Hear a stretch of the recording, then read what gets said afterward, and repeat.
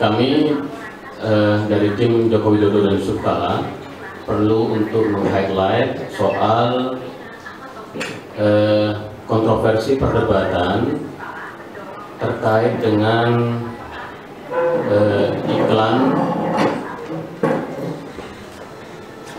pujian Gus Dur terhadap Prabowo, dan kemudian adanya pernyataan atau testimoni keterangan dari Alan Naim melalui blognya yang isinya justru Prabowo menghina Gus Dur atau menyebut presiden militer dipimpin oleh orang buta.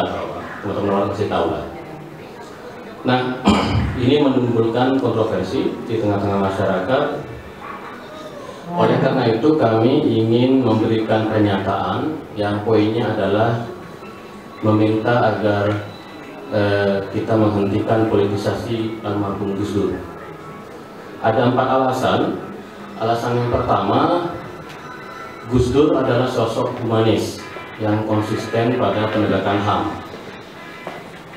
Oleh karena itu, kita harus menempatkan Gus Dur pada posisi yang layak dan tidak mengaitkan atau dikaitkan dengan pihak-pihak yang diduga kuat terlibat dalam pelanggaran HAM. Jadi saya kira ini poin yang penting, bahwa Gus Dur adalah sosok humanis yang konsisten penegakan HAM, membela orang-orang tertindas di publik ini, terutama kelompok minoritas. Yang kedua, Gus Dur adalah sosok reformasi yang menentang otoritarianisme Orde Baru. Sebab itu, jika Gus Dur masih hidup saat ini, kami yakin bahwa Gus Dur akan konsisten menegakkan agenda-agenda reformasi dan menentang berbagai macam upaya kembali ke era otoritarianisme.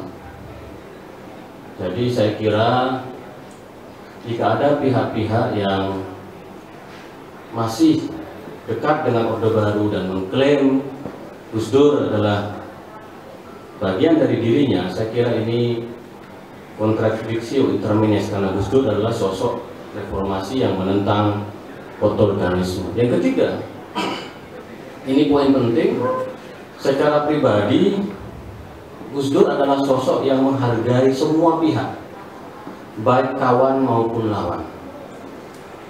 Tapi secara prinsip dan perjuangan, Gus Dur akan mempertahankan nilai-nilai kemanusiaan. Gus Dur akan sangat konsisten untuk membelanya dengan sepenuh hati. Kita tahu dalam sebuah wawancara dengan Andi Noya di stasiun Metro TV, Gus Dur mengatakan dia berbeda dengan Pak Harto, tetapi dia tetap berkawan dengan Pak Harto. Jadi ketika Gus Dur mengatakan bahwa dia itu kawan saya, bukan berarti Gus Dur akan mengikuti seluruh kejahatan-kejahatan dan tindakan-tindakannya di masa lalu. Jadi saya kira kita harus meletakkan Gus Dur sebagai seorang humanis yang akan menghargai baik kawan maupun lawan. Yang terakhir, kita tahu bahwa Gus Dur sudah meninggal dunia, sudah berada di alam baka.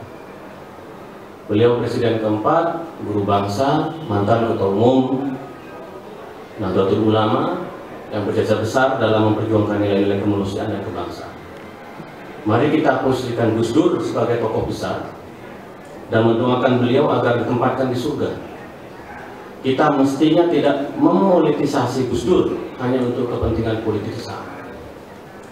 Saya pribadi sebagai ABG, anak buah Gus Dur, dibesarkan dalam tradisi Gus Dur, sangat dekat dengan almarhum sampai sebelum beliau meninggal, meminta agar Gus Dur jangan diseret-seret kepada kepentingan politik tertentu, apalagi orang itu diindikasikan melalui pernyataan Alan Naim justru pernah mengungkapkan pernyataan yang senonoh terhadap Gus Dur. Jadi poinnya adalah, marilah kita berpolitik dengan bermartabat, menyampaikan visi misi kepada publik secara lebih terbuka, dan menggunakan rasio pikiran yang jernih, sehingga demokrasi ini demokrasi yang bermartabat.